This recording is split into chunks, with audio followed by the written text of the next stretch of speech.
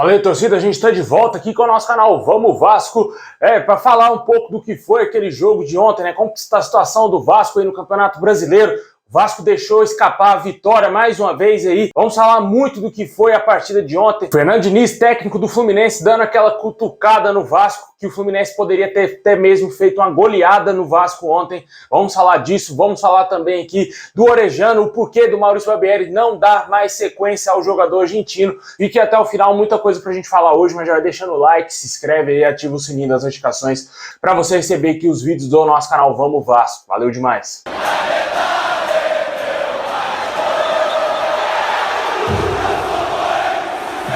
Pessoal, ontem o Vasco conquistou um ponto covardemente. Na minha opinião, o Vasco ontem foi um time muito retraído, chamou o Fluminense para conseguir fazer um placar elástico em cima do Vasco. E por sorte, muita sorte, o Vasco não perdeu o jogo de ontem contra o Fluminense. Eu vi uma galera comemorando esse um ponto conquistado. Na minha opinião, em hipótese nenhuma, você tem que comemorar um ponto conquistado num clássico contra o Fluminense. Com todo respeito aí ao momento atual do Fluminense, mas eu não consigo enxergar esse time todo no Fluminense, né? Os caras têm o melhor jogador deles, é o Ganso, que é mais lento do que o Paulo Brax. Tem alguns jogadores aí mais interessantes, como o caso do Germancano, que ontem foi bem anulado pela defesa do Vasco, mas mesmo assim ele teve participação no gol do Fluminense. Também tem aí o Marcelo, né, que na minha opinião o Vasco respeitou demais o Marcelo, até mesmo o juiz estava alisando o Marcelo, né, vendo se a unha dele não estava quebrada, estava tudo ok com o jogador. Achei que o Vasco respeitou demais, deu muito espaço para esse jogador. E também, na minha opinião, o melhor jogador do Fluminense é o John Arias. O Vasco não conseguiu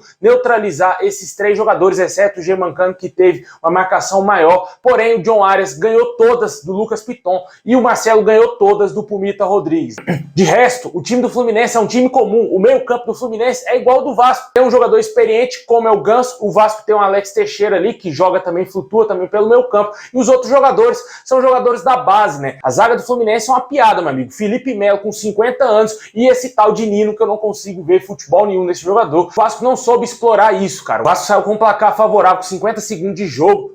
Poderia ter tido uma estratégia melhor para conseguir beliscar mais gols contra o Fluminense. O Fluminense estava indo com tudo para cima para buscar o empate. O Vasco conseguiu resistir no primeiro momento, mas quando ia estar à frente, não conseguia atacar da maneira certa, não conseguia ter um bom contra-ataque para finalizar a partida e acabar com o Fluminense de vez, né? Isso aí foi uma péssima estratégia do Maurício Barbieri. O time recuou bastante. O Fernando Diniz deu um banho mais uma vez no nosso treinador, que na minha opinião não é técnico de futebol, ele é um estagiário, como gosta de dizer o Joel Santana. Em hipótese nenhuma, o Vasco tem que jogar covardemente como jogou ontem contra o Fluminense. Você aí na sua casa pode ter uma opinião totalmente diferente, você pode estar muito satisfeito aí com o empate, que o Vasco poderia sim ter perdido o jogo, mas o Vasco não fez absolutamente nada para merecer a vitória, por culpa do nosso treinador, que usou uma estratégia covarde, mais uma vez, em todos os jogos do Brasileirão. O Vasco vem se acovardando frente aos adversários, exceto no jogo contra o Bahia, que o Vasco esbarrou muito nas suas limitações, não teve competência para vencer o Bahia, pelo contrário, perdeu em pleno São Januário. Para deixar bem claro que, para aqueles que acham que o momento atual do Vasco é bom, 4 jogos, o Vasco não venceu nenhum jogo aí em casa. Vale ressaltar que o Vasco tem apenas 5 pontos e pode ser ultrapassado aí por vários clubes na tabela hoje, cara. Deixou escapar pontos preciosíssimos contra o Bahia. Ontem estava com a vitória na mão. Se tivesse um treinador melhor, uma estratégia melhor, teria vencido o Fluminense. Nem vou entrar no mérito aqui de jogadores melhores, porque é isso aí que o Vasco tem. A gente tem que analisar aqui, se tiver alguma análise. Dava para ter feito melhor se o treinador do Vasco fosse um treinador experiente, treinador de time grande, um treinador vencedor. Coisa que o Maurício Barbieri nunca será na sua carreira. Ele é um treinador para time médio, time pequeno. Time gigante como o Vasco não serve, meu amigo. Não vejo sentido algum nesse cara continuar trabalhando no Vasco. Se não fosse o Léo Jardim ontem, meu amigo, era pro Vasco levar uns 5, 6-1 do Fluminense tranquilamente. O Léo Jardim disparado, o melhor homem em campo, a melhor contratação do Vasco nessa temporada. Eu até pedi desculpa aqui ao jogador por ter criticado ele vídeos atrás aí, porque ele não estava tão bem assim, né, cara? Não vivia um bom momento, a gente queria ver o Ivan como titular, mas o Léo Jardim deu a volta por cima, se adaptou rapidamente ao Vasco, se adaptou rapidamente ao futebol brasileiro e está conseguindo ser o salvador da pátria lá atrás, porque o time do Vasco só depende do Léo Jardim, cara, não depende mais do Pedro Raul, não depende do Peck, do Alex Teixeira, e sim do nosso goleiro, que é o melhor jogador que o Vasco tem hoje, cara. Essa maneira de jogar do Vasco, essa maneira covarde que o Vasco vem atuando, uma hora a casa vai cair, uma hora o Vasco vai levar um sacode de 5, 6-0 aí. Vai ter muita gente que vai ficar surpreso com isso. Eu não ficarei surpreso porque o Vasco faz isso todo jogo. Todo jogo o Vasco chama o seu adversário para fazer os gols nele, cara. Uma hora a defesa vai falhar, uma hora a defesa não vai conseguir sustentar a vitória ou o empate, qualquer que seja o resultado, não vai conseguir sustentar.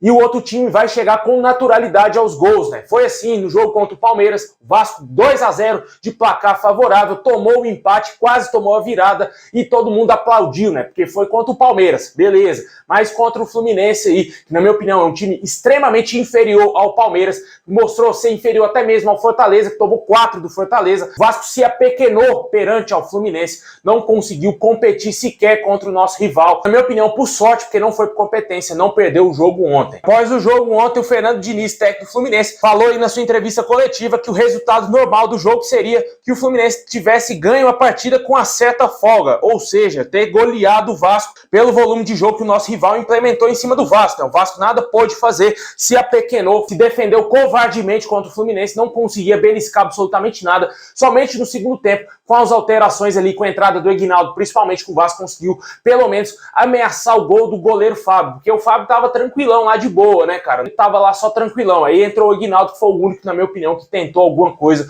no segundo tempo. Na entrevista coletiva, o Maurício Barbieri falou aí do porquê não ter utilizado o Orejano. Ele entendeu que não era o jogo ideal para o jogador, porque o jogador não tem o porte físico ideal para conseguir jogar naquela partida ali, porque o Vasco estava jogando muita bola aérea, tentando aí colocar a bola em disputa, e o Maurício Barbieri entendeu que esse não era o jogo para o Orejano. Eu discordo totalmente. O Orejano, na minha opinião, ele é o jogador que vai quebrar a linha do adversário, que vai tentar um drible, que vai tentar destabilizar a zaga do adversário para tentar achar um melhor companheiro em condição. Aí você me coloca o Juan Cruz, jogador que não agrega em absolutamente nada, um jogador pesado, que não tem drible, que não tem chute, que não tem cabeceio, que não tem absolutamente nada, nenhuma técnica, não consegui enxergar nenhuma habilidade nesse jogador. Coloca esse cara em campo, coloca o Figueiredo, que só tem força e mais nada, não existe técnica nesse jogador, nem chute mais ele tem. Teve 2 lances ridículos do Figueiredo em campo ontem, uma furada que resultou quase num gol do Fluminense, um contra-ataque, o Fluminense foi pra frente, quase fez o segundo gol, tudo porque começou o Figueiredo querer dar uma fatiada na bola, ele furou bizonhamente, depois teve uma falta que ele bateu de maneira ridícula. Poderia ter feito melhor, poderia ter colocado sim o Orejano em campo ontem. Na minha opinião, ele seria um jogador mais interessante do que o Figueiredo e o Juan Cruz, por exemplo. O Aguinaldo eu teria colocado porque ele deu uma mobilidade maior, mas eu não teria tirado o Pedro Raul, com todo respeito aí, cara, para quem não gosta do Pedro Raul. Eu ainda acho ele um jogador importante pro Vasco. Tava vivendo uma péssima fase, mas acho que essa fase já ficou para trás. Tá fazendo gols, fez gol contra o Palmeiras, fez gol ontem contra o Fluminense. Ele é um jogador muito importante, ele consegue prender o zagueiro adversário, porém não tem com quem dialogar, né? O Vasco joga muito espaçado. Você não vê o time do Vasco mais compacto, com os jogadores se aproximando para tentar criar uma oportunidade de gols, para tentar atacar em bloco o adversário com mais força. O Vasco não tem isso. É o Pedro Raul lá, se vira, meu amigo, e tenta achar alguém para você passar a bola. É isso que é o esquema tático do Vasco, o esquema tático do fraco técnico Maurício Barbieri. E para você aí, torcedor, o que você achou do jogo de ontem? Se você achou que o Vasco foi covarde em campo, se você acha que o Vasco foi um time de heróis, um time de guerreiros, né, cara? Como gostam de dizer lá o outro lado do Fluminense. Na minha opinião, não tem nada de herói, não tem nada de guerreiros. O Vasco se acovardou frente ao Fluminense. Tinha que ter tido uma estratégia melhor. Por culpa do Maurício Barbieri, o Vasco não venceu o Fluminense ontem e deixou escapar 3 pontos muito preciosos aí pro Vasco tentar algo mais na competição. Não adianta ficar sonhando aí com Libertadores, com título, porque o time não tá conseguindo vencer os seus jogos. Como eu disse, apenas uma vitória no Brasileiro e em casa não venceu nenhum jogo. Tá certo, a tabela foi ingrata, mas agora vai ter alguns testes importantes. Vai pegar adversários do mesmo nível do Vasco ou algum nível inferior, como o próximo jogo na quinta-feira contra o Coritiba às 7 horas da noite, jogo fora de casa no Couto Pereira. Se perder pro Coritiba, meu amigo, se empatar, vou ser bem claro aqui, se empatar com o Coritiba, pode esperar que esse time vai brigar para não voltar para a Série B do Campeonato Brasileiro, porque não vejo sentido algum o Vasco jogar covardemente contra o Coritiba na próxima quinta-feira. Depois joga em casa contra o Santos. aí, meu amigo, também é um time que vai lutar lá embaixo. É um time fraco.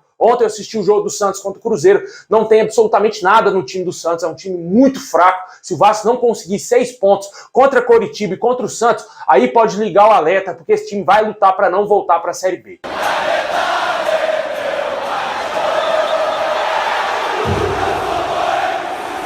É isso aí, pessoal. Tamo junto, forte abraço. Deixa nos comentários aí se você discorda de mim. Se quiser me xingar, pode xingar aí também aí. Cada um tem a sua opinião. E eu sou vascaíno, sou torcedor do Vasco. E o que eu vi ontem, não gostei absolutamente nada. Porque no clássico contra o Fluminense, por tudo que o Vasco passou nos últimos dias aí, com esse presidente do Fluminense querendo impedir a torcida do Vasco de ir ao Maracanã, querendo impedir o Vasco de jogar no Maracanã, não tem que comemorar absolutamente nada. A torcida do Vasco não tem que ficar satisfeita com um ponto conquistado contra um fraco adversário do Rio de Janeiro. É isso aí, pessoal. Tamo junto, é nóis.